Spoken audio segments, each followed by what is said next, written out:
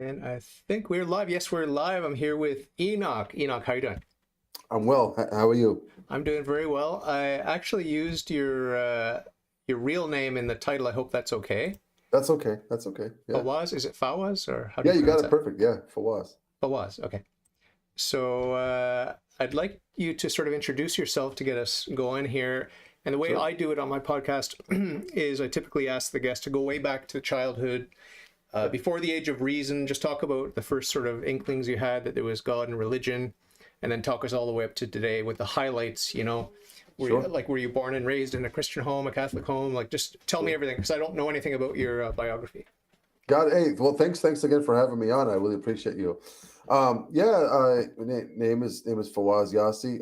Stage name is Enoch. I'm a traditional Catholic rapper. For going back early days, I was baptized, confirmed in the Syriac rite. I was born in northern Iraq, so I'm one of the ancient folks.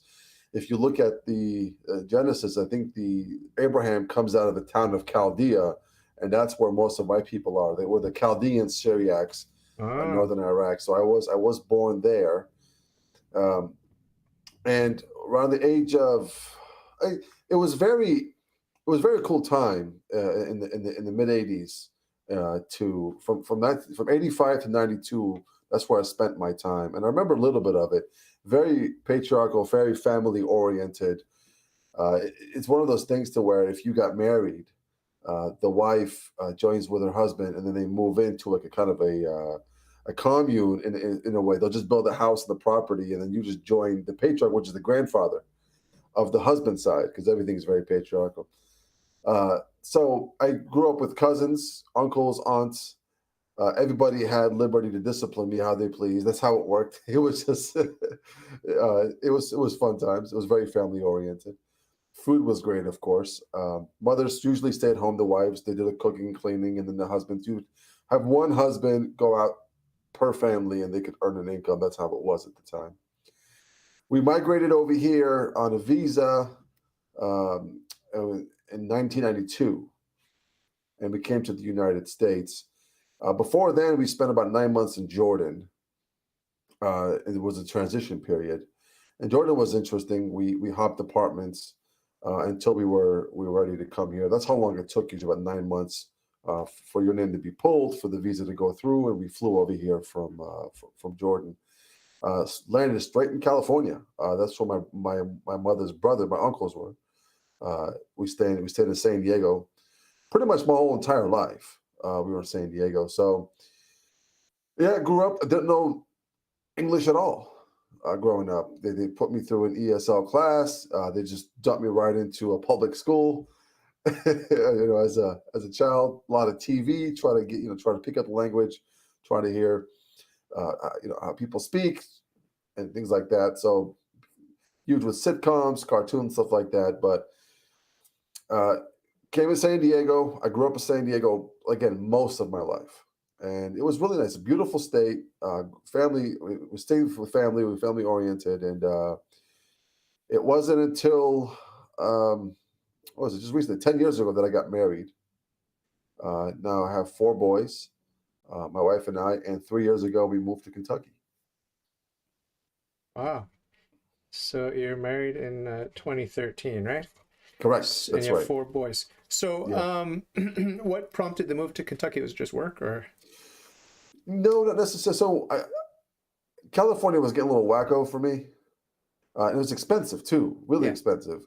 I was working three jobs just to live in a rental. And I knew it was important. My wife and I talked about this. She would stay home and take care of the kids. No one's going to love my children more than my wife and their mother. That was the most important part for us. So for me, it's like if I had to pick up two other jobs, I'll do whatever it takes. And I did for a while. I worked three jobs. It was daunting. But I knew that I didn't want to buy a home in California. It was just too expensive, and we wanted to leave. We just didn't know where to go. It wasn't until 2020 hit. We had the whole lockdowns and the pandemic, and it was our chance to just start new. So we literally sold everything, got in the car, and we moved to Kentucky. And the reason why we picked Kentucky is because My Because of your father-in-law, beard. Because of your beard. because of my that's right. I fit right in here with these folks. No, go Yeah, ahead. that's a good observation. No, my father-in-law said, "Listen, we want to leave California too." My parents at this point, my brother had moved to Detroit, and I said, "I want to be driving distance from my parents and my brother to see them, often." I didn't want to move to Detroit. You have this similar laws as California, but with worse weather. So I'm like, that doesn't really entice me. So my father-in-law said, Kentucky is great. It's only 5 hours away in driving distance from where your brother is. The weather is decent. The cost of living is great. And because you work remotely from home, because my family started a business in Detroit, uh, I could work remotely from anywhere. So I thought Kentucky's great.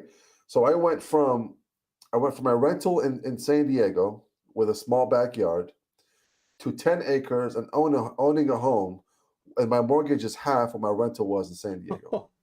Wow, I might be joining you down there. Yeah, come on by. It's really cool. Wow, incredible. So, just to fill in a few of the gaps, were there any family members, siblings? You didn't mention your siblings. Maybe tell me how many siblings you have. And well, you mentioned your brother, right? Yes. But do you have any cousins? Do you have a lot of cousins? And are they all Chaldean, Syriac, right today? Like, is there anyone that strayed and became a Scientologist or a Mormon or something? No, no, nobody's straight. So I have one brother. He's my twin brother, but he looks nothing like we're as fraternal as you can get. Ah, okay. We're not identical at all, but he's 5 minutes older. Uh, as far as cousins go, they're dispersed all over. In 2003, when the war happened, if you remember, we had the war, the whole weapons of mass destruction in Iraq, with Bush. It wasn't safe for Christians anymore, and it was relatively safe during the 80s and 90s, but it wasn't safe for Christians anymore because Saddam, being a Sunni, he kept the Shiites in check. And the Shiites and the Sunnis, once Saddam was removed, there was a civil war between the two, and of course the poor Christians are stuck in the middle. So my uncle ended up getting kidnapped. Um, yeah, and he just for wearing a crucifix. Around that time, Wow. it was held hostage for about 14 days, blindfolded. So luckily, we were able to come up with ransom money, and they released them. And once that happened, they dispersed. So they were able to get uh, you know amnesty somewhere. So I have family in Europe, I have family in Canada, I have family here. Okay. So they're all over the place now, and there's probably maybe one family left in Iraq. Cool. Wow. Yeah. Pretty intense. So I've got so many questions to ask you. Well, first of all, I'll just mention sort of a comment. I really enjoyed attending a Chaldean parish here in Sure. Montreal. Okay. The music was amazing, and of course they Nice. use Allah instead of God when they address Allah, yeah. God. Yeah, Yeah, Allah. Allah, yeah. Allah. And Yeah. the food was amazing. They took me down in the basement, gave me food. That They never will do happens. that. That never happens except in a very traditional ethnic parish, right? That's very true. Yeah, you'll never find more hospitable people than Chaldeans. Amazing. It was really Yeah, amazing. I they're should very go back, hospitable. actually. I should go back again. It's been Yeah. years since I've been there. Was it in But Aramaic or English? Do you know what did they say in the Aramaic, actual? Oh, Aramaic. beautiful. That's beautiful. Yeah, when Yeah. you hear the Oh, yeah. The singing, the music, yeah, everything is just, it's very holy. It's very nice.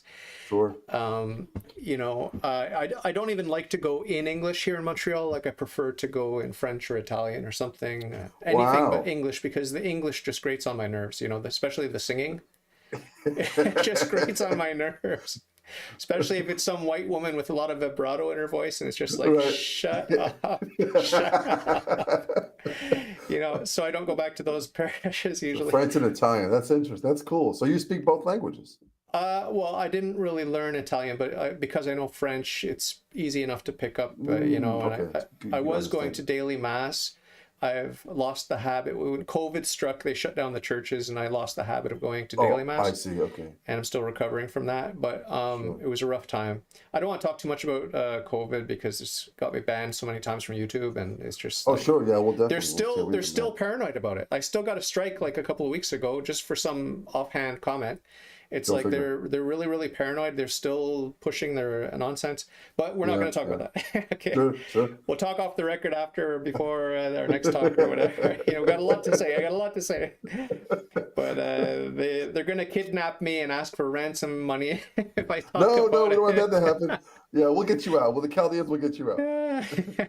So I want to ask something that's really off topic, but just because you're Iraqi, is that the way you say it? Iraqi Yeah, heritage? you can say that. So I'm Iraqi, but Chaldean Syriac is really what my identity Okay, is. Yeah, okay, okay, yeah. okay, okay. Because they're ethnic groupings, and that's your ethnic grouping within Iraq. Correct. Yeah, because when they say Iraqi, mostly the Shiites and the Sunnis, they're Muslims. Yeah. Yeah, but when you say Chaldean Syriac, you distinguish the fact that you're a Christian among those folks. Ah, Yeah, okay. yeah, But your roots go right back to Abraham. Is that true? yeah. Because he came out of the town of Chaldea. That's where we get the whole understanding of Ah, Chaldean. okay. Yeah, That's why. That's why. It's well, there are people fighting over the heritage of like the where Alexander the Great was. Was he in Northern Greece? Was he in Macedonia? Was he like right, all the countries are fighting over him? Like we want him, but right. I'm not sure if Abraham has the same battle over him in his birthplace. He was born in Ur of the Chaldees. Is that right? Ur, Yes, yeah. Or Ur. Do you know where that is today?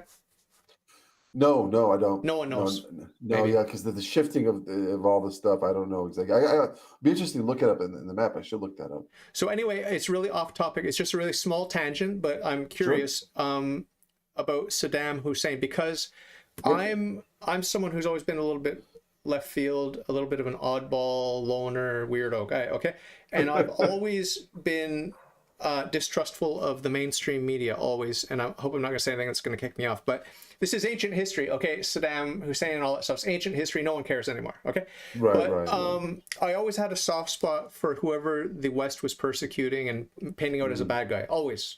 It doesn't mm, matter, if I know that he did evil things. It doesn't matter. I always have a soft spot for Saddam Hussein, Osama bin Laden, especially if they're puppet regimes that were placed by the West, used, and then discarded. I always have a mhm. soft spot for these puppets that get, backstabbed or whatever, Sure. demonized. And Gaddafi was another one. I had a soft spot for him, Gaddafi. Right. And in recent times, well, Putin, but I don't know. I don't want to talk too much about that either because it's controversial. But Sure. is there anything you could tell me to moderate this sort of reactionary thing that I have against the mainstream media? Can you tell me like he was definitely a bad guy? I shouldn't have had any sympathy for him, or is it a complex story and he's a mixed bag like everyone else? It's a bit complex. I mean, you can find nuance in almost anything. Saddam was, see, my grandfather was one of the head chefs in his personal kitchen. No way. My grandfather was French trained, culinary French trained. So Wow. Saddam would like that. So my grandfather, Wow. pastries, I mean, he was incredible. He could Oh. make a 14-layer cake. He was just Wow. one of those guys. Wow. And Saddam treated the Christians fairly well. He left them alone. Okay. And because the vice president was Christian at the time when Okay. Saddam was reigning. So he left them alone. He really was more after the Shiites. He hated the Kurds. So what he did to the Kurds was horrible. The gassing of the Kurds, and he really just wanted. Now, because Saddam left the Christians alone, a lot of the Christians feel nowadays like life in Iraq before Saddam, I mean, while Saddam was reigning, was better for Christians as it is now. So that's how some of the Catholics were feeling at the time. Because once he was gone, I mean, you had explosions of churches that were ancient. I mean, there's eventual hatred. I mean, the Shiites hated the Christians, and there's a civil war, and we're just in the middle. We had over 1 million Christians in Iraq before the war, and now they're down to like maybe 200,000. We're talking about a majority of them just dispersed. Wow. They had to because they were it was almost genocide what they were doing to the Christians. You didn't hear about it. And ISIS was going after these Christian villages. Wow. So in a way, Saddam kind of kept things at peace with his strong arm. But in a way, what he did to the Kurds and the way he was a bad guy, but he wasn't as bad as his son. Oh. O'Day was worse. Okay. O'Day was one of the worst. He would be one of those guys where he'd show up at a wedding and just take over, and do really horrible things to the bride. You know what I'm saying? Are you So serious? Yeah, that's how he was because he knew he could get away with it. Wow. And Saddam and Uday did not have a great relationship, but the only person that Uday really feared was his father. And that's an Arab thing. You fear your father. It's more of a patriarchal respect and fear. So Uday really feared his dad. But Uday was a horrible person. Saddam had, I guess you could say, if anything, he had the right interests in the country, countries at his heart. He wanted the country to flourish. Well, O'Day he just wanted everything in himself. He just wanted power. No. So taking Saddam out spared us from his son's reign in a way. Okay. So that's what I would say the only good thing about it. Wow. So it's really it's always complex when you look at these situations. And right now my wife and I are watching a really interesting documentary series about the architecture of the railways in Britain and Europe, and Oh, cool. it's always the same story. It's like there was this beautiful building and it took so long to build it and it was like really amazing, and Wow. then there was a war and they bombed it. It's like Wow. I'm really sad that in 2023, well, this all the wars in the past also, but today we still haven't figured out how to have peace on earth. And I know that Jesus said we're going to have weeds among the wheat till the end and wolves among sheep's Mm, clothing till the very end. So I'm right, not right. surprised, but I am disappointed that we still have wars, because it's like when COVID happened, the first reaction that I had, without getting into anything controversial, the first Sure, reaction that sure. I had was, there's a child dying of starvation every 7 seconds, and why isn't that headline news? Why aren't we like all getting uptight about that to solve that problem, putting resources into that problem? That's a great point. Why, when the white man gets the sniffles, why is that Mm, a global emergency? that's a great, excellent point. Excellent point. So I think that the world is really, really sick, and ever since the fall, and Sure, sure. Yeah, you it's can make just that case. sad that we can't get along, even in families. Like my family's torn apart; they can't get along. People can't get along in my own family, Right. parents and Yeah. siblings. So, and I'm certainly not going to go into details on that one, but Sure. it's just, why can't people get along? Why are people Right. fighting over resources? Like, isn't it better just to, like Jesus said, just allow yourself to be wronged and Mm, mhm. suffer and die? Like, isn't it just better? Like, I think there was a Russian writer, maybe Dostoevsky or someone like that, who wrote a Mhm. story called The Idiot, if I'm not mistaken. And I don't know who the writer was, but it basically had Jesus portrayed as this victim who was willing to be a pacifist and to suffer and die rather than fight back, if I'm remembering correctly. I didn't even read it. I just read about it. But Sure. this idea of passive resistance, I guess, like Gandhi. I mean, I'm not a huge fan of Gandhi, but Sure. that idea of, isn't it better just to be passive and just to suffer? And then the bad guys, they're going to feel bad, aren't they? When they crush you and you don't fight back, are they going to feel bad or no? Some might. Yeah, yeah. I guess you could say some might. Yeah, if they have a conscience, right? It's true. It's I want Yeah. you to give us world peace, Fawaz. I want you to give us world peace. You got the beard for it. Let's do it. Myself, no. Hey, I'm just trying. I mean, but what you just said is actually I'm 100% in believer in. I think there's there's a sense of a sanctification process that comes through suffering. I think that every single human person adopts from birth. There is nobody who has not suffered in human history. Um, so I think there's beauty in suffering, and it's redemptive in so far as I don't even know what compassion is unless somebody was suffering for me to be compassionate towards. So you don't have the virtues if there is no suffering. And I think that's what really shapes the human person to be perfected in virtue, I guess you could say, is through that and family and life. But I agree with you. I think suffering and sanctification process is the way through a better humanity. But I think what we have nowadays is the lack or the fear of suffering. People don't want to suffer. We've made everything so easy. everything we've created, if you think about it, is to get away from suffering, get away from inconvenience. Where in reality, that's where you shape a person that has integrity. Yeah, I'm I reading think. right now about some of the late missionary work in the United States of America, Yeah. and it was the Jesuits who came from. Well, in this particular book I'm reading, it's the life of Father Peter Smet or Schmet, and he was a young man, and he came over. He snuck over to America, and very athletic, energetic young man in his teens, late teens, and these kids were basically kids, Jesuit kids, and they eventually became priests. But they were saying mass. The priest that was with them was saying mass every day as they're walking 1,500 Wow. kilometers through swamps and rivers and wilderness. Sure. Of Ohio and wherever else, Kentucky. Actually, yeah, I think they mentioned Kentucky. Is that right? I think they mentioned Wow. Kentucky. Is that That's possible? cool. Is that Sure. possible? Okay. And Missouri, is that far? No, not too far. Missouri isn't too far from us. 6 hours drive. Okay. Yeah, but they didn't have any vehicles. They had to walk. They had to walk. Yeah. Well, walking, I don't know, but yeah, that would probably be far. But my point Walking. is that they suffered a lot, and they died. They died young. A lot of them died young, late 30s. Sure, They died, sure. and they were praising God, and they were serving the serving each other, and all for the glory of God.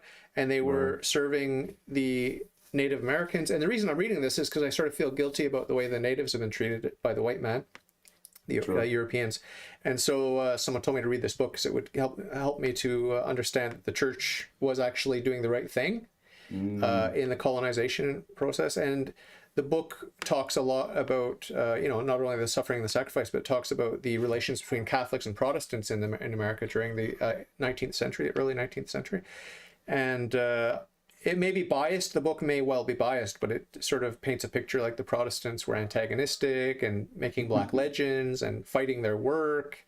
And the Amerindian people, the First Nations people, they liked the Catholics. They didn't so much like the Protestants. That's the impression the book gives. It might be biased, though.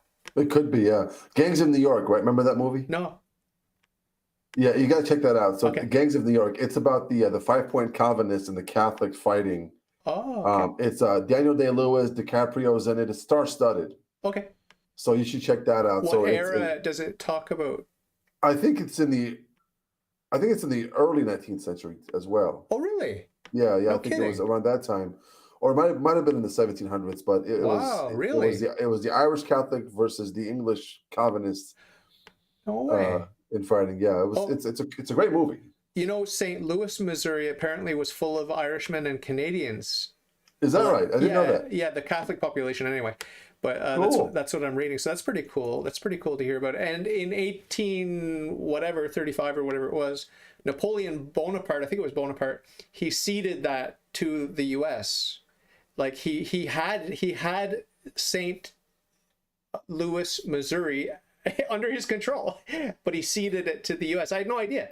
Like was what's that famous one in Louisiana?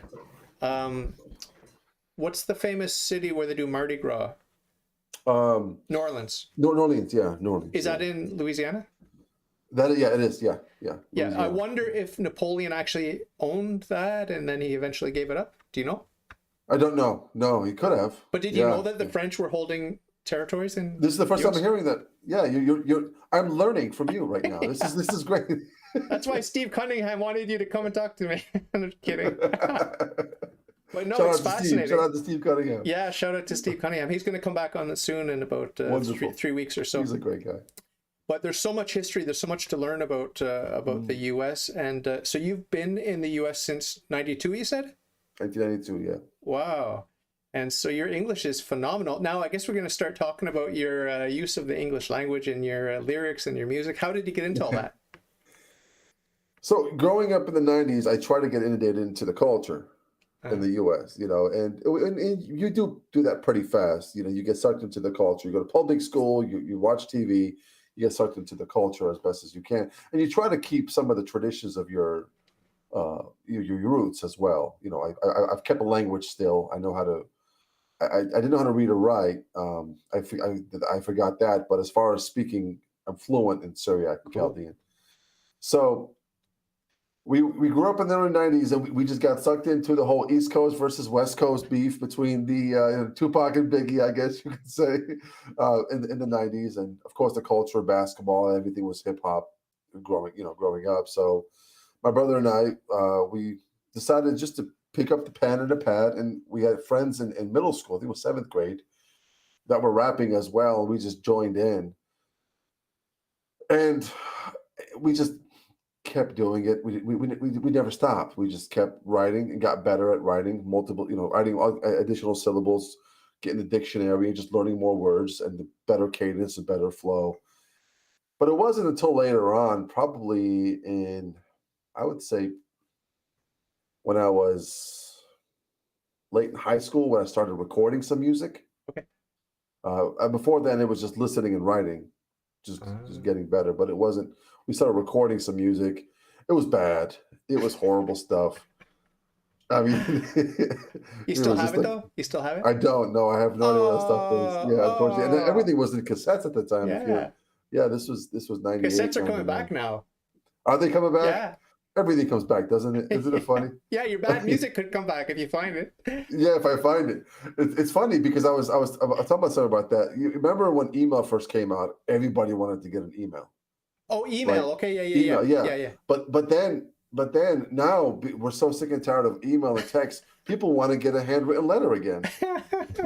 It's just people just it's like this. The pendulum continues to swing one side or the other.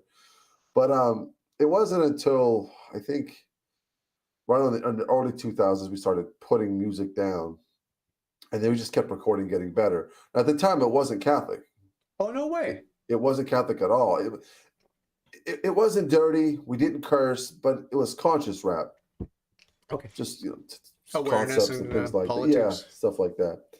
So we put that down, and then it wasn't until I ended up leaving the faith to become Protestant for about 6 months. Ooh. Now it's just funny because at the time we're Creasters. Well, if people don't know what that is, we went to Mass Christmas and Easter. So I call it Creaster. So my parents were Creasters.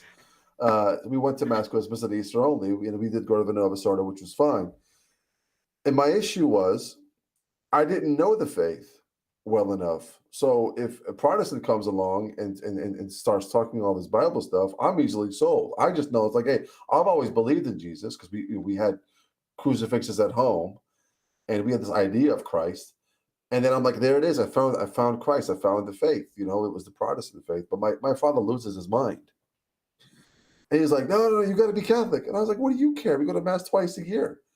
Like, you haven't shown me. Don't get me wrong. My dad he's a great, father in a natural sense, provider, protector, but never really passed on the faith to us, other than just checking the boxes with the sacraments. You get your first communion, get your confirmation, and stuff like that. So he said, listen, just go to a Catholic Bible study. And, this was his last plea. Go to the Catholic Bible study just for a couple of weeks. If you're not convinced, then you can go on. So I had enough respect for my dad, enough sense to do what he said. So I ended up going to this Catholic Bible study. Chris O'Donnell was the biblical scholar at the time who was doing it at the local parish, and it was according to the interpretation of the Church Fathers. Ah. And because they're undefeated, that's what I always say. I was done. I had no choice. By the end of that Bible study, according to the Church Fathers, I started reading Irenaeus, Polycarp, Ignatius of Antioch, Cyril. I mean, we were digging in. My brother and I were digging in. And about a month after that, we were back to the faith again. We just went to confession. We were Catholic again. And I had enough sense to put two and two together. Water is purest at closest to the faucet. And the truth is going to be purest, closest to the apostles. So I'm saying, if the apostles of the apostles, if the followers of the apostles of Christ, to me at least, are blatantly Catholic in their writing, then why am I following somebody who came 1,500 years later and questioned that? So it was over for me after that. I just came back to Catholicism, and I've been loving and studying ever since. Then we switched our music to Catholicism. This was early. Go ahead. Your partner in music is your brother, or he was at one point, yeah. Not anymore? No, and nothing happened. We're still cool. But what happened was we put music down. We recorded our first album around 2011, and we were working on our first album called Spirit versus Flesh. It's still out there somewhere in the ether. And then a record label had called us, a Catholic record label, said, "Hey, we want to sign you guys." Oh, We got excited, so it was an offshoot of an actual known Catholic record label, but he was starting a new one. Joel was his name, cool guy. We recorded the music, we finished the album. He started having health problems, so he said, "Due to my health problems, I can't continue this anymore. But I'm releasing all of my all the publishing to you guys for free."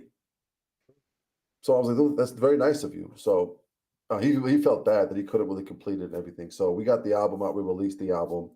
But that's the time I met my wife and we got married. And I don't know if you're familiar with the Steubenville conferences. yeah. Well, I'm familiar with Steubenville generally. Okay, so Steubenville has these conference tours that they do in the summertime, and it's kind of cool. What they do is they do these big conferences. And San Diego was one of the biggest ones at the time. We were in San Diego, and I've been trying to perform at the Steubenville conference for the longest time. I've been trying to get at these people to perform. Finally, I get married. I'm on my way to my honeymoon. I get a phone call. "Hey, you want to perform at the Steubenville conference this weekend?" I'm like, "You guys got to be kidding me!" It's like I'm on my honeymoon. I can't come. So we missed that opportunity. Oh, Yeah. So, and then life happens. You get married, you have your child. You don't really have time for the dream anymore. You gotta be more concrete and put food on the table and everything. So, at that time, my rap name was not Enoch. So we were Elijah and Elisha, oh. and the name of the album was Spirit versus Flesh. And I had just pretty much forgotten about music. I didn't make music at all. 2021, Michael Lofton, who runs a Reason Theology, messaged me and he said, "Hey, I need a verse. I know you used to rap," because he used to rap too. Michael Lofton used to rap too. No way. He said, I know you used to rap. Can you put a verse on this beat for my intro of one of my shows?" And I was like, "Sure, anything for you, Michael." So I put the verse down and something sparked in me. It's like it was that love of making music again. Wow. And then I was like, "Hey, Michael, I might make another album."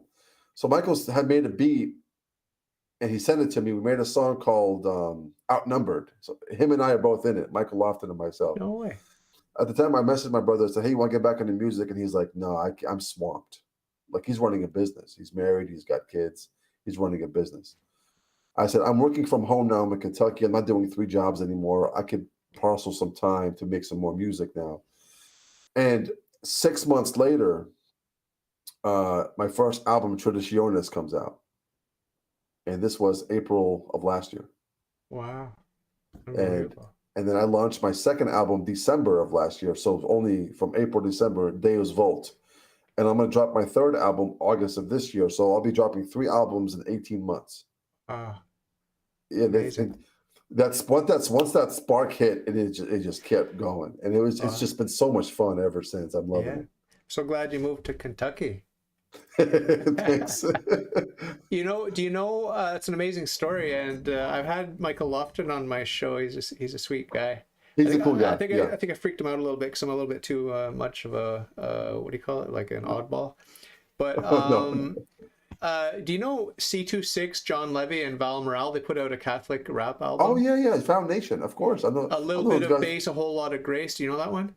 Oh yeah. That was my first taste of Catholic rap back in the day. Those guys are so good. Those guys are my favorite. Yeah? I love those guys. Yeah. Cool. I have a song with John Levi on the second album, Deus Volt. It's called Fatherhood. Yeah, I heard the voice. I'm like, hey, I know this voice. I know this voice. So that was John. That's John Levi. John Levi. Yeah. Yeah. We have another song coming up. No way. Together. Yeah. And for my third album. I also did a song with that's coming on my third album with Val Morale. No way. Yeah. Okay. Yeah. I just finished my verse and hook. I sent it over to him to do his verse. I'm looking at the album cover now. You can tell me which one is which just based on the description I'm going to give you. Okay. There's sort of a heavy set bald guy. Which one is that?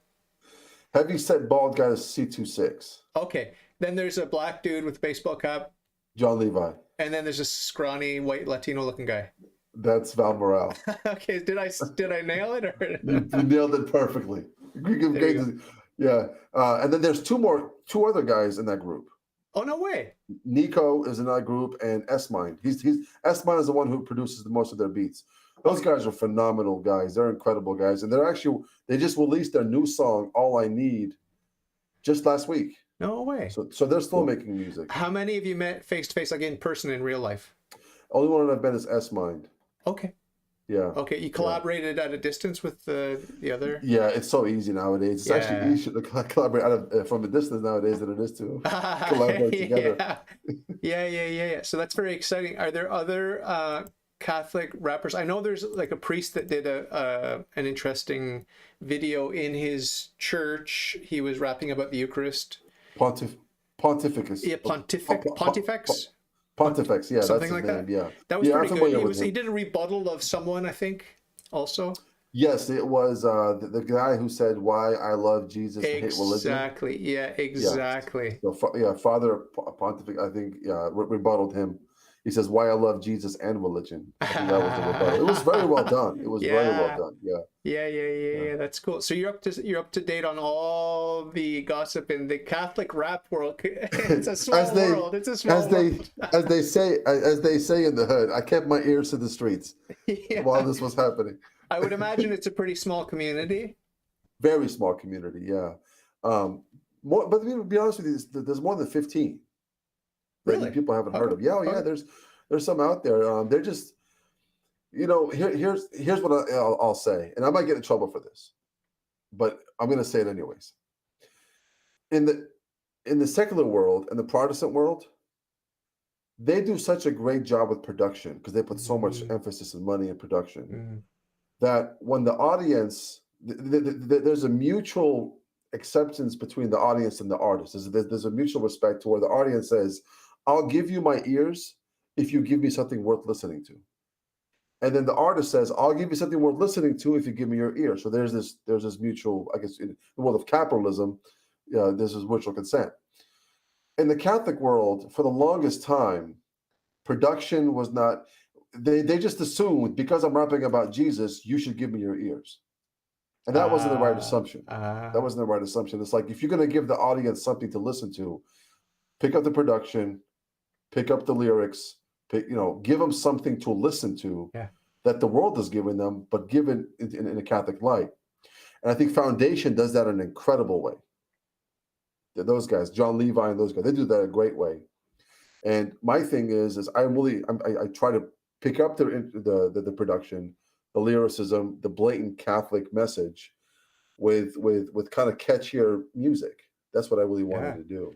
Yeah, well, I was surprised. Someone told me about your stuff, one of my guests and one of my listeners. And I was a bit skeptical because I'm always skeptical about any Christian music. It's usually I hate Christian music. Okay, sorry, no offense. It's cheesy. It's cheesy. It's cheesy. I get it. Yeah, it's pretty cheesy. But I listened to your thing and I just put on a playlist and it was just like good, and it's just like it's all good. I mean, I have my favorites. Like I do like that song with John Levi, and I do like the one that ain't Catholic or whatever it's called. That ain't Catholic, yeah. But I like a lot of them. I really like the one where we bring the tribes together. What's it called? Unite the clans. Unite the clans. Yeah. I love that one. Thank That's you. always bugging you that you left me out of that. You got to write part 2 for that. Oh, that's right. Now that I get to know you more, part 2's coming. There you go. I love Jesse Romero too. So I love some people like Jesse Romero, Terry Barber. So I should do a part 2. Yeah. Inspiration, David Ross, CVS podcast. There you go. Oh, yes, sir. Yes, what sir. about your friend Richard? Who is he? I met him on Twitter. He seems like a cool guy, and he just booked a spot. He's going to come chat to me. Who is he? Is he your friend? Is he a podcast friend of yours? Yeah, Rick Barrett. Such a cool guy. Such a great guy. He's full of knowledge. So Rick Barrett, the way I met him was through Steve Cunningham. No way. And so Steve Cunningham, he started this thing because he was with the Rundown, but he started this new podcast called News from the Pew. Okay. And it's just Catholics. I think there's 4 of us, and we give a Catholic perspective to everyday news. We do it once a week. and Rick Barrett is the host of that show. And I'm telling you, man, the thing could not be successful or move as smooth without him. He's the perfect quarterback. He knows how to transition over to the next topic, hand it to people. That he's just such a great. He was a radio for such a long time with Mike Church and the Crusade Channel. Okay. He was doing that on a daily basis. So Rick's such a cool guy, such a great guy. Oh, I'm excited to talk to him. But he told me he's not musical at all, right? So you don't have that in common. No, we don't. No, I have that in common at all. I think the only thing we have in common is we're bald and we're both Catholic. Yeah, that's probably about There you it. go. Yeah. So I didn't really watch much of it, but I saw that you're on LifeSite News. They've banned me for life from their comment section because I was taking people to task for calling the Vicar of Christ Bergoglio, and I was defending the Vicar of Christ, and they're very, very rabidly anti-Pope Francis there. So I'm banned for life. I'm banned for life from LifeSite News comment section just for defending the Vicar of Christ. Yeah, go figure, right? I don't get it. I really don't get man, it. Go figure. Yeah, no. Yeah, no, I would never disrespect the Holy Father to call him just Bergoglio. But you know what it's like. You know what it's like with the online rad trads, how they're just disrespectful. You know what it's like, the culture online, right? I 100% know what it's like, unfortunately, and I have my issues, Of course, with the current pontificate as well. Of course. And I get where they're coming from, but I don't think calling him Bergoglio or having a schismatic attitude is going to be the right approach to it. Yeah. To this, I think Steve Cunningham has the right idea. His motto is less callus on your finger and more callus on your knees. Stop tweeting and stop praying.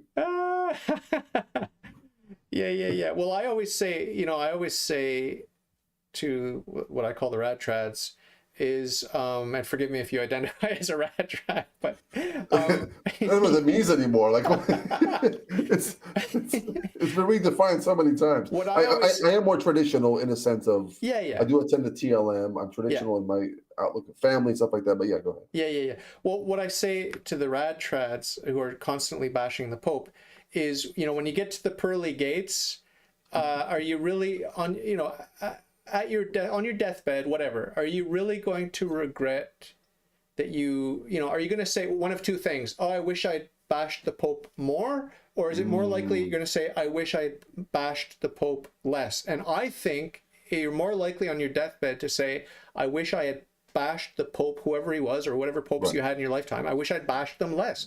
That's what I think at your deathbed. I wish I would have prayed for them more. That should, I think that should be the response. Like Taylor Marshall, he also he got into it with me a little bit on the comment section because his followers are really, really nasty too. And I just defended the Pope, and I'm not defending everything the Pope thinks because he's got I differ with him on a lot of stuff. But sure. It's just the idea of disparaging the Vicar of Christ publicly. I find it distasteful. It doesn't present a good image either for people that are thinking about entering the church. When we're bad mouthing our Pope, I don't think that sends a good message. But that's not the main reason I don't like it. The main reason I don't like it is because he's our elder. Most of us, he's our elder. We have to respect him as our elder. He holds the highest office in the universe, right? Correct. He is the Vicar of Christ, and God appointed him to be the head of the church right now. And like Steve Cunningham said when I interviewed Steve Cunningham the first time, he said it might be punitive. Like it might actually be a punishment that we have this particular Pope at this particular time. There might be a component of it that's punitive, and you just have to suck it up. Like we don't, like a lot of the sedevacantists, or not the sedevacantists, a lot of the rad trads say, the more moderate ones say, we get the Pope we deserve, not the Pope we want, right? Sort of like suck it up. This is what we've got right now. Yeah, and I tend to be in that camp.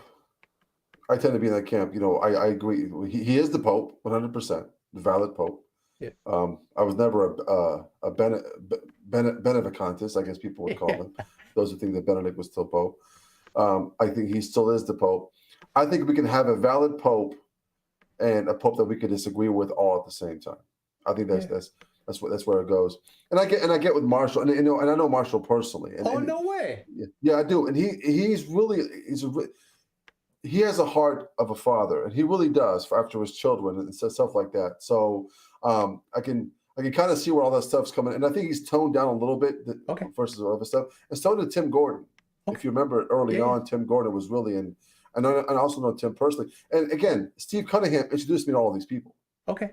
And Steve Cunningham to me is the godfather of Catholic media.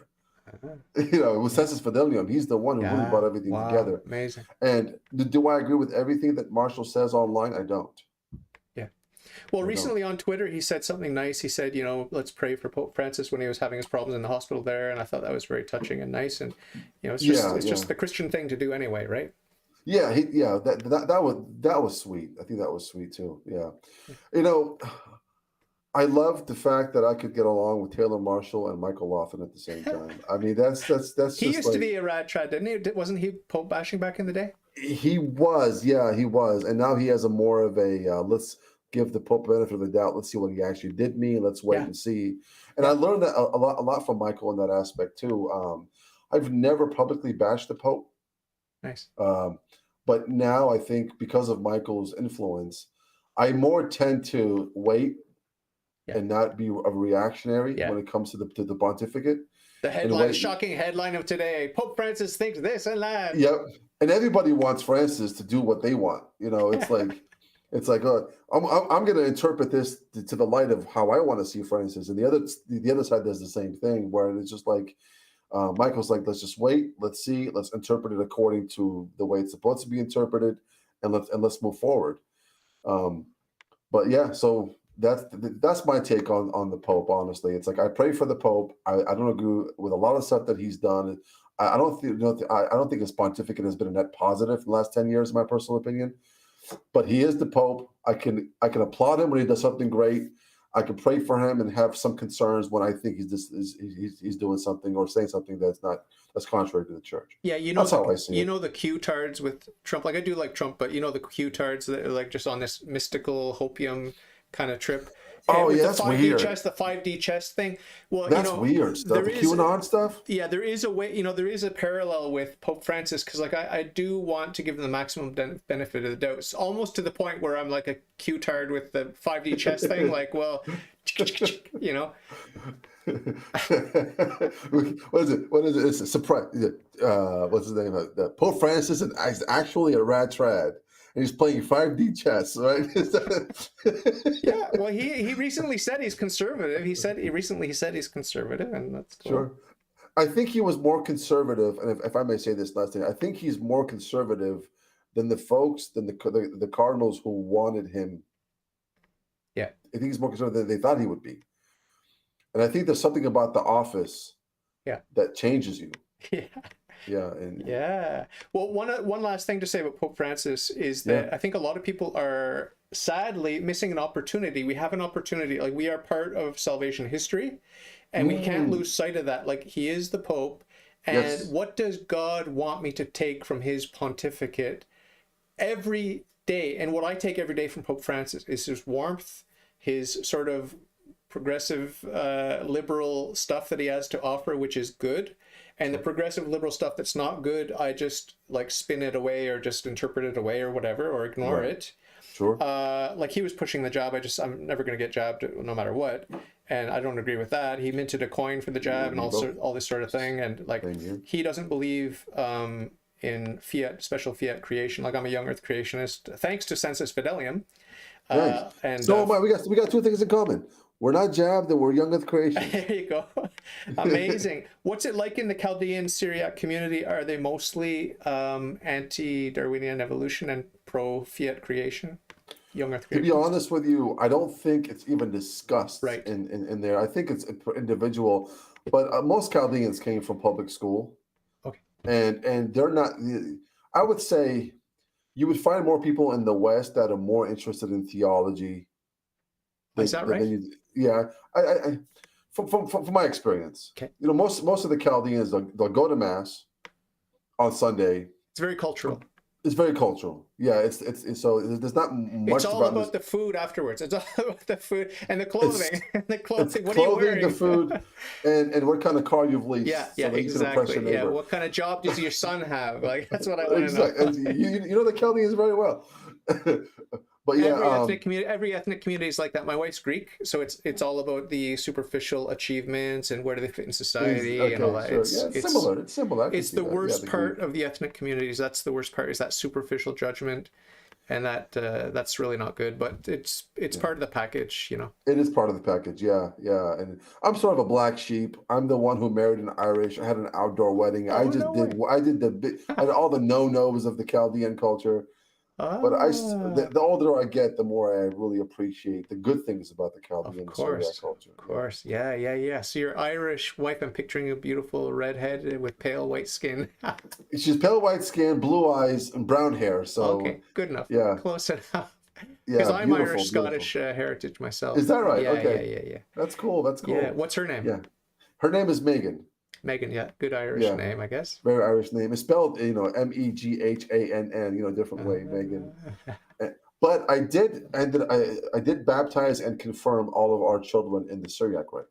Okay, We did that, cool, because cool. where I come from, you go off of the fathers, Yep. the husband and the father's Yeah. tradition. And I Yeah. think confirmation should be giving a baptism anyway. That's my personal opinion. Okay. You mentioned earlier that only one of the husbands can go out and work from the family, but does that mean there's more than one husband in the home? Oh no, I'm sorry about that. Because remember, it was more of a It's like a commune. community. Yeah, so it was the husband of that particular I domestic see. family that would Okay. go out for that family. So the mothers didn't have to work. Okay. So you Yeah. didn't keep the polygamy tradition. No, thank God. It's hard, it's hard enough in the sanctification process. You have these two beautiful souls that come together, and you're trying to. It's like this grind of trying, to perfect the virtue with one another. My wife and I, and some of her vices are my crosses. A lot of my vices are her crosses, and we're trying to be. And imagine having 5 or 6 of them all at once. To me, it's not even worth it. Solomon had 1,000 women. He He had did. 700 concubines, 300 wives, I think, or the other way around. Solomon was a lot greater and smarter than I am, so I'm sure he's capable of, but I'm not. Oh boy, oh boy, oh boy. Yeah, it's hard enough with one. I've been married to just over 27 years now, and it's a beautiful thing.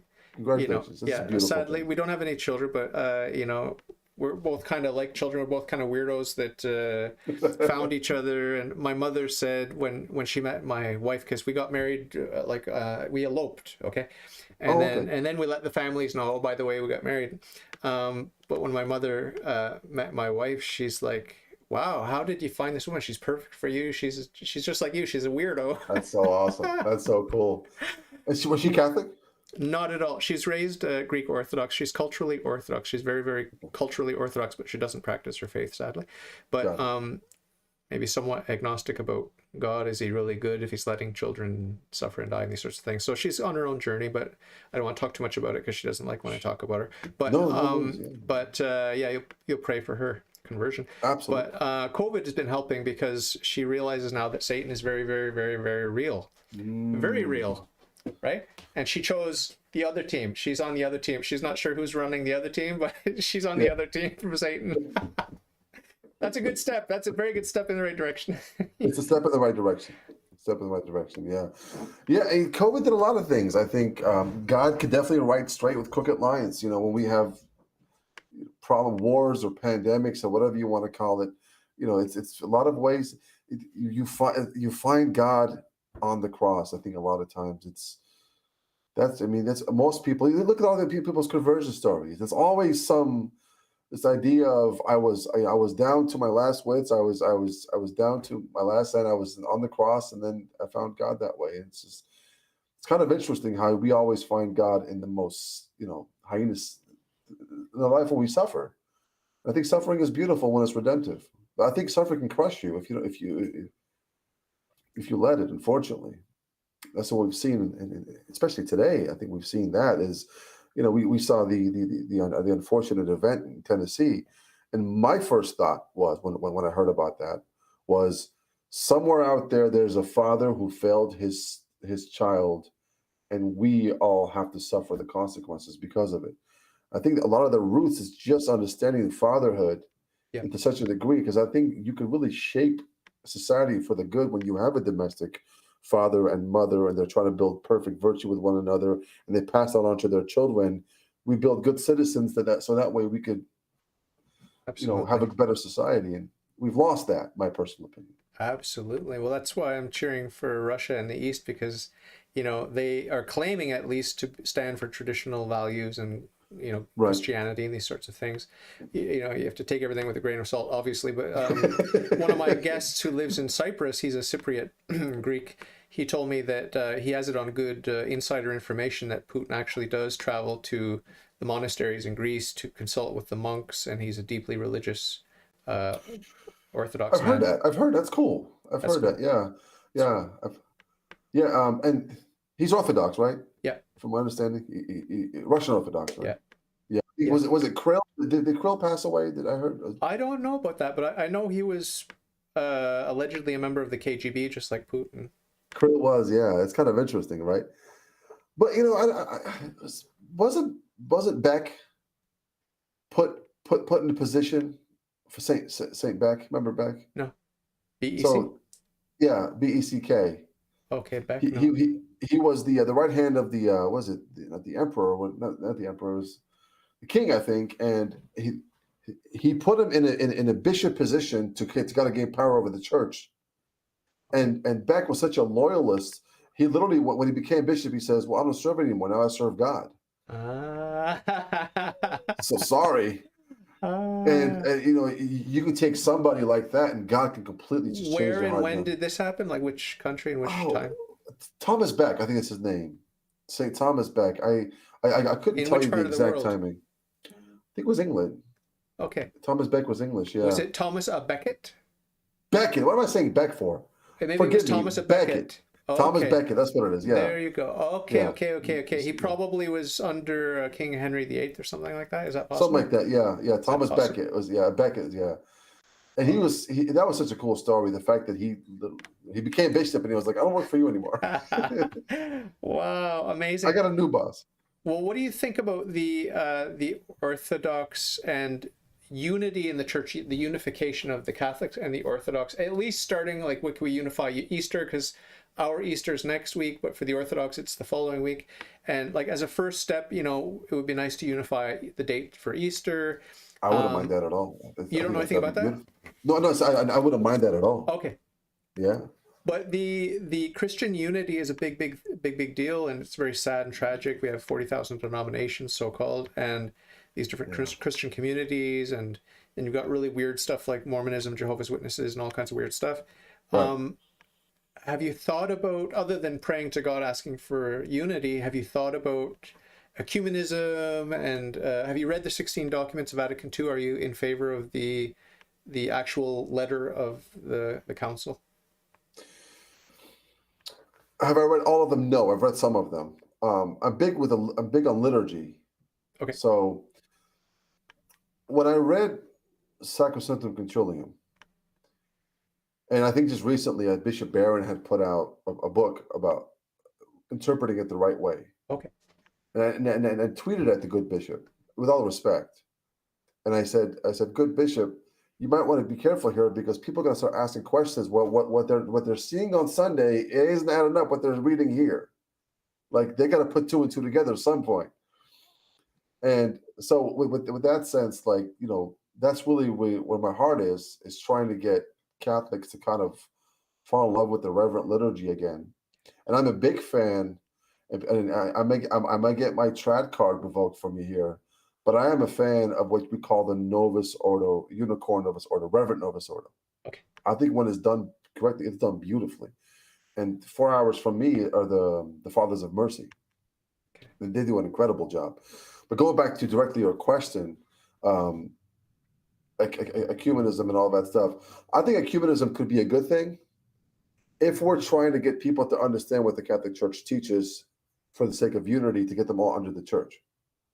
I don't think ecumenism is a good thing when we say everyone's equal. No, because that's just an absurdity.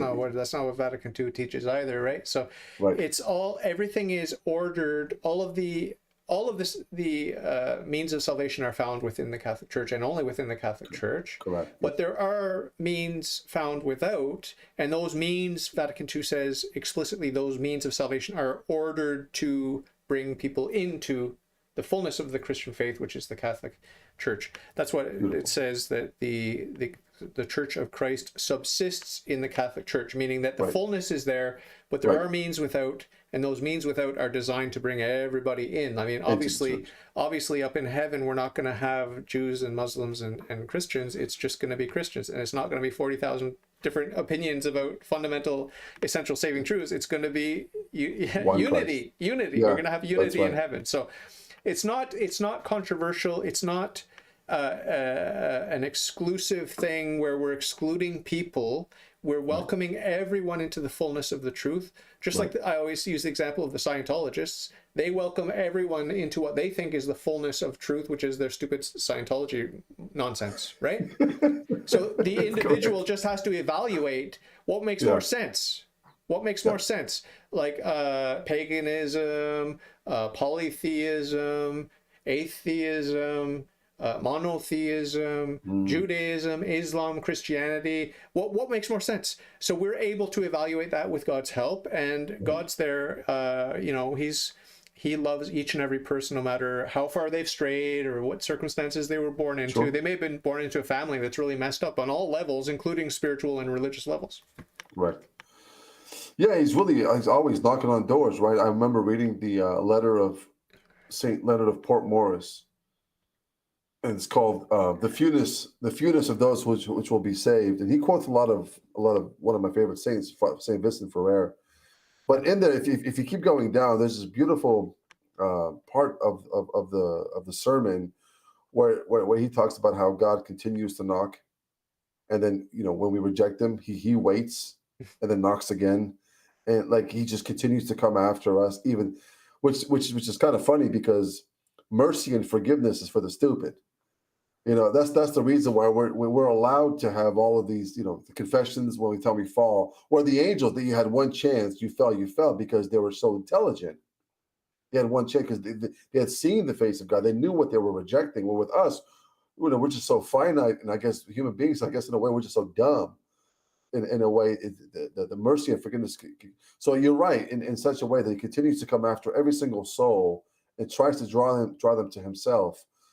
But what you said about Vatican II's understanding of ecumenism is beautiful, and I wish that message can be portrayed that way, because you have a lot of people who want ecumenism in the sense of everyone is equal. Indifferentism, yeah.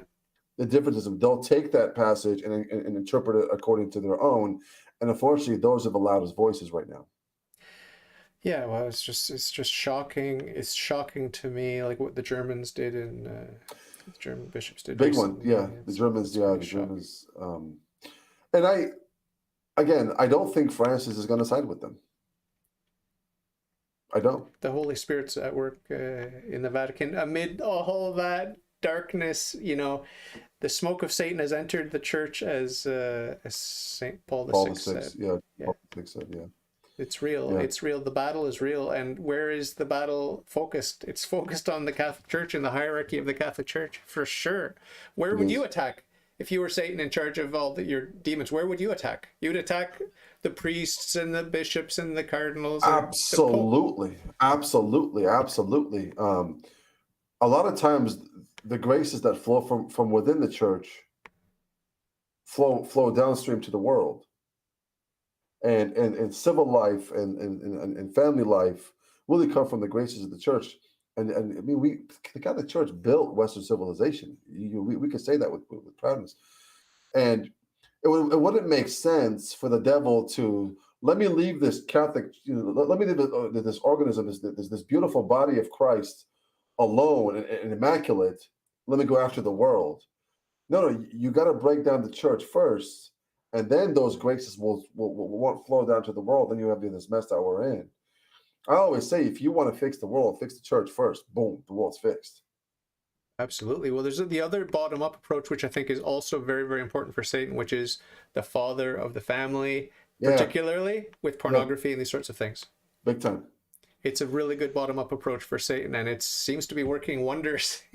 It is. It is big, big, big time. Yeah, thanks for bringing that up. Yeah, that's like one of my biggest passions is fatherhood and just manhood in general Yeah, and what that means. I don't know. I'm a big fan of Father Ripperger. I love listening to yeah, his stuff. Yeah, yeah. He's the one who sort of woke me up to young Earth creationism by talking in just very offhand way about Saint Maximilian Kolbe's observation yeah, about the dogma of the Immaculate Conception and how it's just not possible to have uh, Adam conceived in the womb of any beast, because then he would have been an immaculate conception, right? Because that's right. Yeah, because he didn't I sin when he was in the womb, he sinned after he was already born. So correct. Yes. yeah, I've got a bunch of books by Father Ripperger. I really love him, and you know, I don't know comprehensively what he believes, so I can't say that I agree with him 100% about everything. Probably Sure. not, but Sure. it's rare to meet someone you agree with 100% about everything. But I wouldn't want to really live in a world this side of heaven where I agree with everyone all the time. I'd like to have a bit of contrast and push and pull, and to learn Sure. and to grow and to struggle. And like you said Yeah. about marriage, like it certainly is not just coasting. It's like struggling and bumping heads, and like it's that's some of the best memories I have, or some of the arguments I've had with my wife, where They are, isn't it? she's come at me with some really piercing observations about my character. It's like Right. just decimated me. Like Wow. she saw, and she told me what I needed to hear. Just humbled Right. me immediately, just deflated me, my ego right That's away. beautiful. That's Yeah. so beautiful. And you had enough humility to take it as that and to change and to try to be a better person. That takes humility. So kudos to you. I'm sure we all go through it. I'm sure you've gone through it yourself.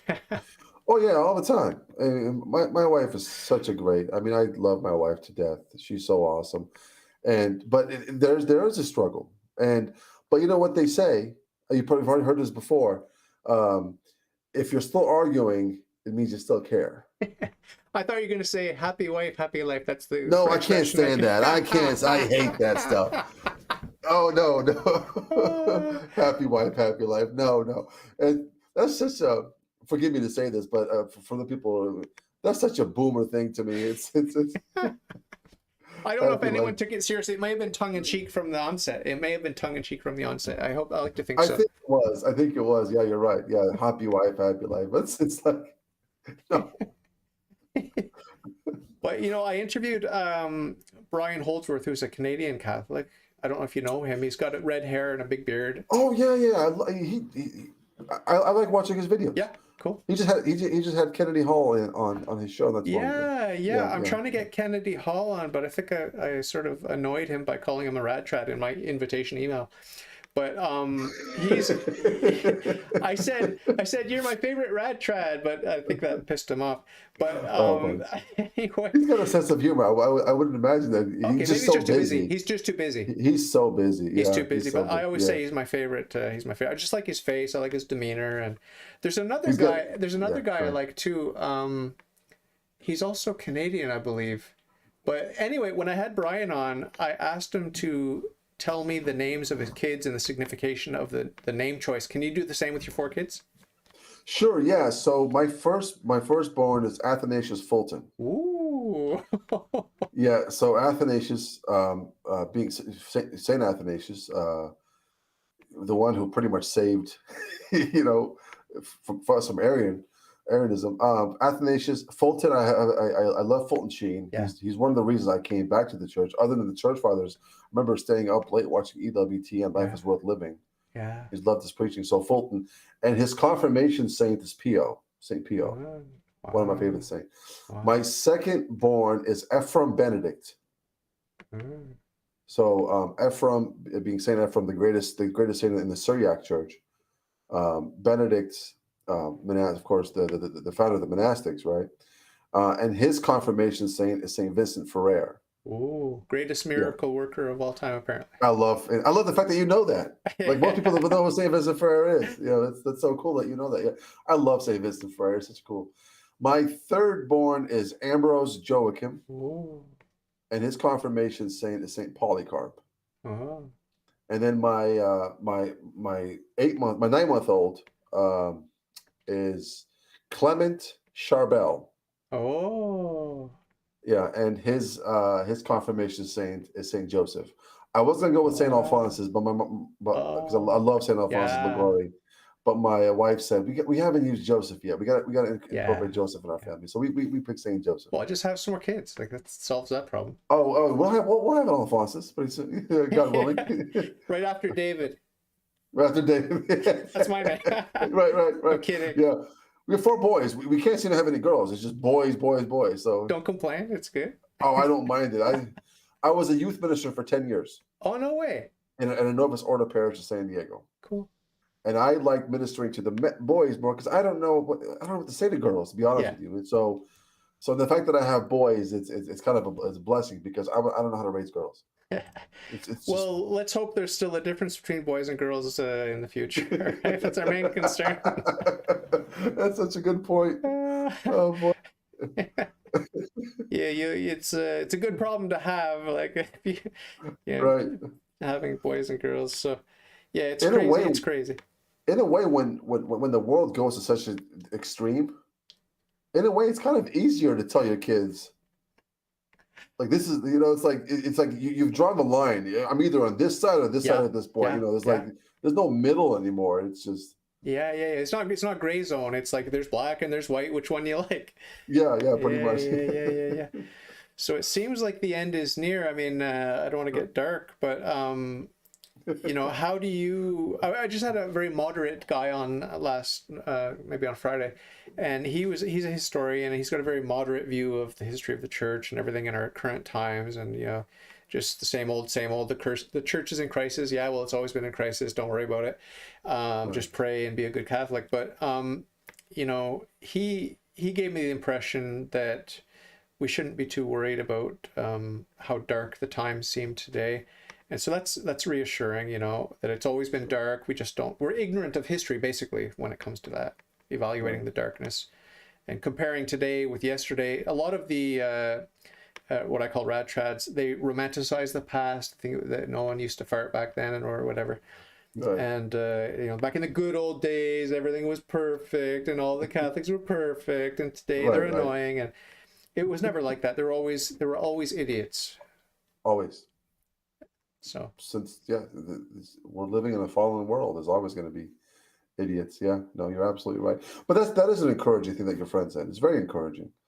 I mean, I think every generation thinks that their generations have it the worst.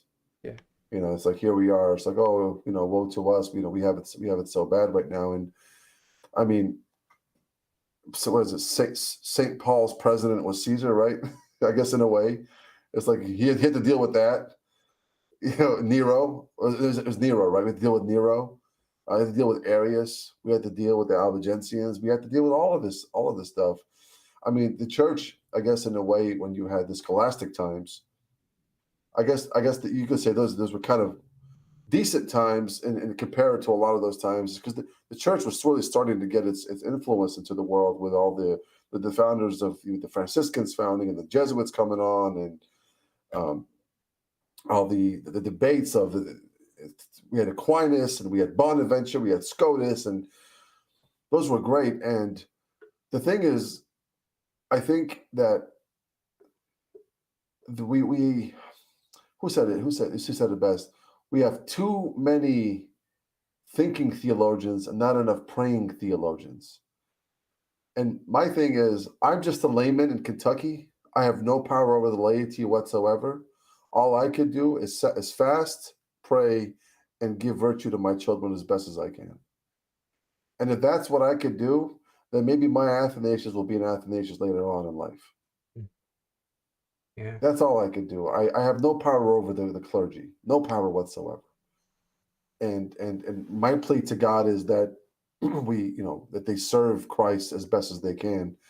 And if there's any intention in their heart that they have that they want to break the church, that Christ can change their heart because he's done that before with all the people. Remember Becket, we talked about him. And then that way the church can be restored once again. But other than that, me tweeting how bad the Pope is, it ain't gonna change nothing.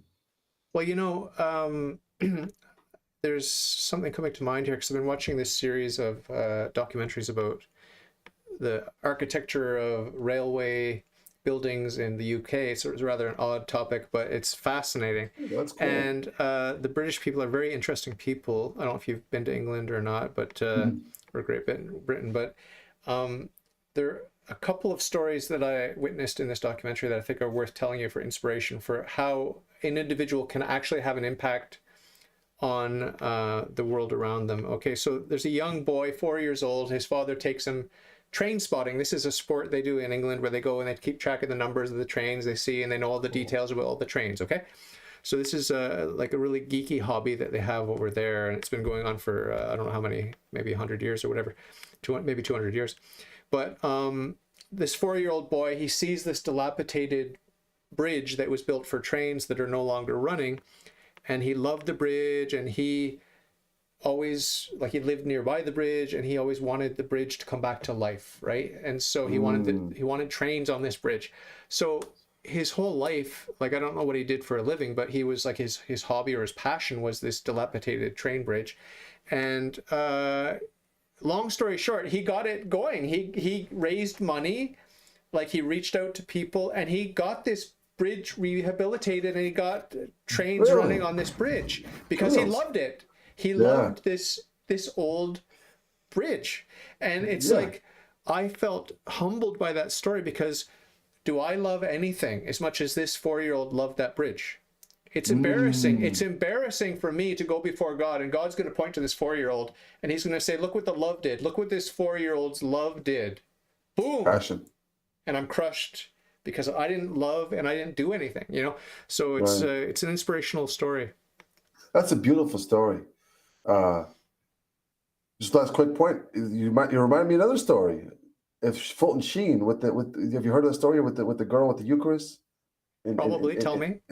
In Asia, it was they were under communist rule, and they came into the church and had the whole city, the whole little town in there, and they decimated, took over the tabernacle, took the ciborium, and threw the Eucharist down and said, "There's your God. He's on the floor." And then they put armed men outside the church, and this little girl would come in, and there was a little hole on the side of the church, and she would come, and she would sneak in.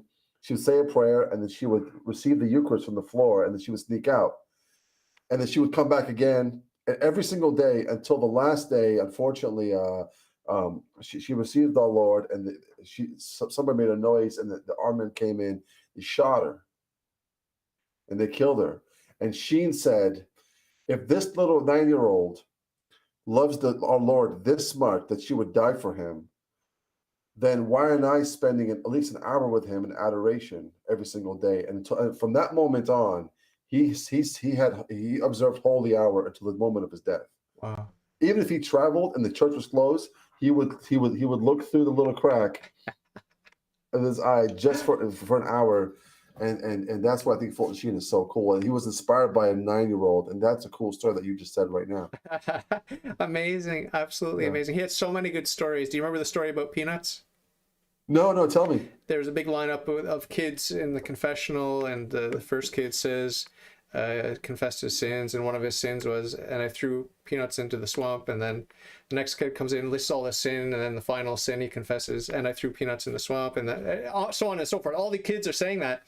And then the last kid comes in, little kid comes in, and the priest says, let me guess, he threw peanuts into the swamp? He said, no, I'm Peanuts. That was his nickname. Oh, it's so cool. Sheen was I love Sheen. Did you ever hear him recite the prayer, not the prayers, the poetry? The poetry that he recited. Remember the Hound of Love? Yes. Wow, where God's chasing this drug addict guy in London, England, or whatever. Yeah. He was such an intellect, and he was an intellect and wit. It's funny at the same time. He was just, for me, if there's one person I'd like to bring back just to have lunch with, it'd be Sheen. Wow, and the intensity when he would get serious. Oh yeah, intensity. Yeah, he won an Emmy for his work. Life is Worth Living. And he won it over I Love Lucy that one year. And that's not saying much, but yeah. his acceptance speech was hilarious, and it was, I don't know if it's recorded anywhere, but it says, "I want to thank my 4 writers, Matthew, Mark, Luke, and John." He was just so witty. He knew people that loved him. She was so cool. You know, the poem, the Anglican, I think it's an Anglican poem, when Jesus came to Birmingham and people just Mm-mm. passed him by in the street in the rain and they wouldn't dare crucify him. So it was Jesus leaning against the wall, a dirty wall in the rain and the streets of Birmingham, England, and, pining for the days of Calvary, because it would have been so much better if the people were manly and cruel and just took him and crucified him rather than just neglecting him, ignoring him, and giving him welfare or whatever they do today to our fellow man. Like we don't have respect. We're not manly, and so we don't want to make anyone suffer. So we give them medication and we put them in the corner. We put them Right. whatever, and it's just like this poem was so powerful of showing just how cruel our lack of cruelty is. Like it's actually Mm. crueler. It's crueler than the cruelty we look back on in the history books. You understand? That is beautiful. That is a beautiful, beautiful thing. It's ironic, but it's cool.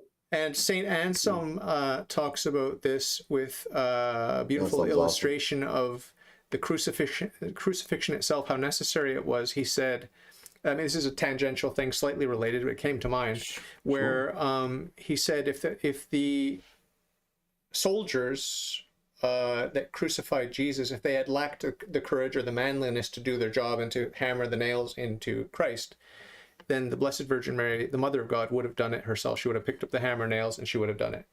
Wow. Powerful, Woo. powerful Huh. stuff. That's super cool. Powerful So stuff. Anselm said this? Yeah, I gotta check.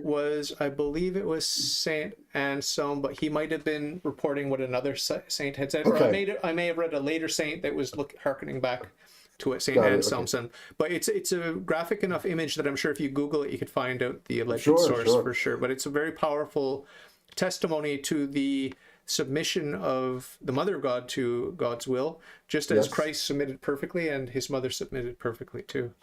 Yes, she did. She did. Yeah, I have such a great devotion to Our Lady. I didn't when I was a Protestant, but man, that is the one thing. Because I just asked our Lord one question. I said, Lord, if you want me to respect your mother, please show me how. And ever since, it's just been this beautiful drawnness to her purity and just her love and her motherly. It says, I have nothing but absolute honest and respect for Our Ladies. It's Amazing. beautiful. Yeah, yeah. I was saying I went to confession before Mass, and I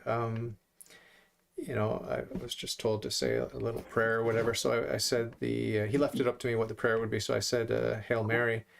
But as I was praying it for the first time, I felt a compare and contrast. So everything I said was Mm, like I would talk about Mary, and then right away I would see by contrast how I'm not that. Like I'm not full of grace, and I'm not this, and I'm not that. And wow. it Okay. was powerful. Like I mean, it was a penitential prayer, and I really felt like that.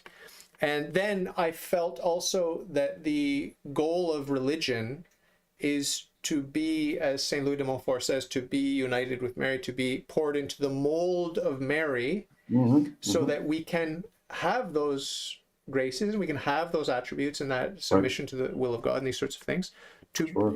It's to be united to Christ through Mary, right? This is what Right. Saint Louis de Montfort says, and I did the consecration years ago, Yeah. Yeah. Cool. the Montfortian consecration, and that is the goal. The goal is to imitate Christ by imitating Mary, and to Mary, yeah. giving her full reign of the intentions for all your prayers and good works and stuff like that.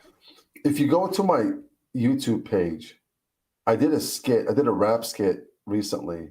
Uh-huh. It was De Montfort versus Kobe, Ah, and it was so Hollow. He's a great Catholic artist. He plays every instrument. He pretty much made a beat. Immaculate Mary, your praises we sing. So he sent it to me, and I was like, this is kind of fun.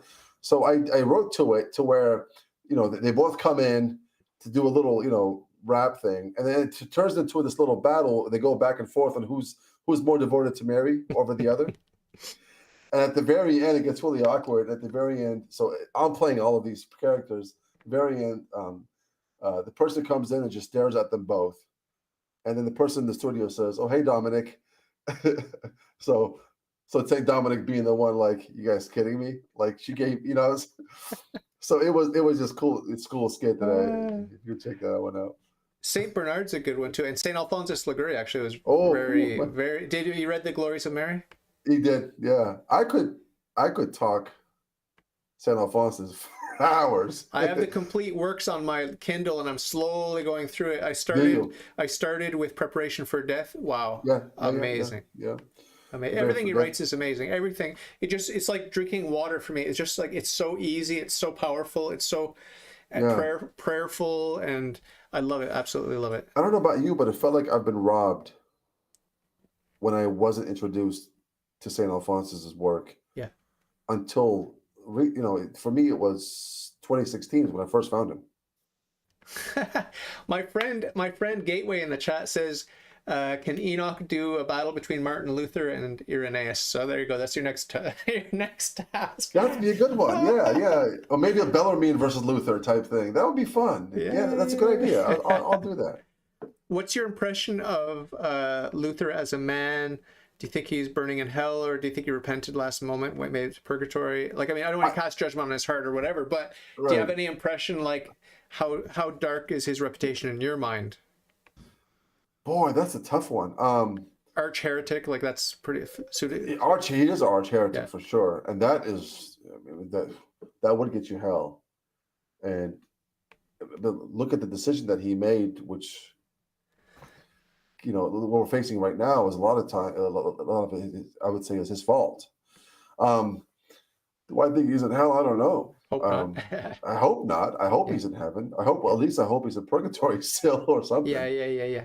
Well, if you've read anything about him, the reports of his death were pretty touching in my view. Is that right? Yeah, because he was just clutching. He had a big crucifix like this one here, and he was just. It was just very pure and simple, which is what I think the message of Protestantism is powerful and meaningful for Catholics. Like, there's always God's truth. Every truth is a Catholic truth. So the Protestants have Catholic truth, and they emphasize this or that. And of course, they have errors that they teach as well. Right. But the truths that they teach are Catholic truths. And one of the truths I get from Protestants is just the simplicity and the directness of our relationship, our living relationship with Jesus Christ. And that's what Luther had on his deathbed, allegedly. And it was very beautiful to watch. Yeah. And, if he had any devotion to Our Lady, I'm sure he did. I'm sure he did. If he did, I think she knocks.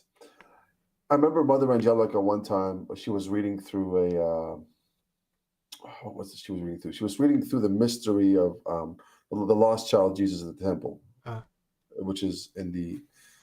So she was reading through that mystery, and she was giving commentary about how Our Lady, for the first time ever, experienced the effects of sin, because what sin is to be separated from God Himself, and she was separated from her Son. And for a moment, she experienced what we experience, and when we separate ourselves from our Lord. And then, but I thought it was a powerful one. But the older I get, the more I contemplate on that.